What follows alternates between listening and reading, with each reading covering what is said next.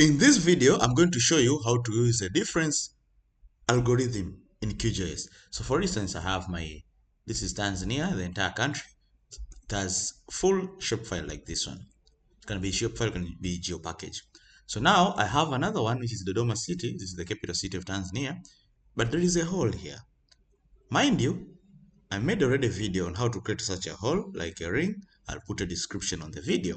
But now I'm going to show you how to retain this hole. You have already created a hole, maybe some time ago you did this exercise, then you forgot. Now you want it back in exactly the same shape.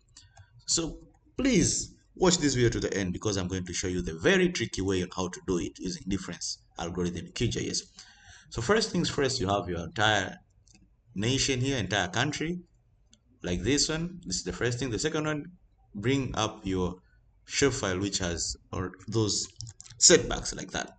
So what we're going to do, okay, what I'll do is I'll just try to filter first of all to have this entire only Dodoma, so that it can be easier for us.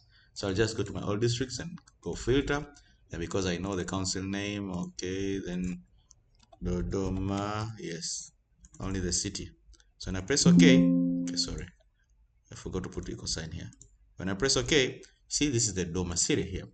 So that means this is entire Dodoma city, but without a ring. But this one has a ring. So we want to get this difference, because the normal user would have just tried to digitize here, which takes time. Imagine you have the entire country, it has a whole of each district. There are like 184 districts. So the easy way is to show you, like me, how I'm going to show you right now. So you need to go to vector function here in QGIS, then difference function. So you go to the vector here, analysis, geoprocessing tool, then difference. You can get it here or you can search it here in the toolbox.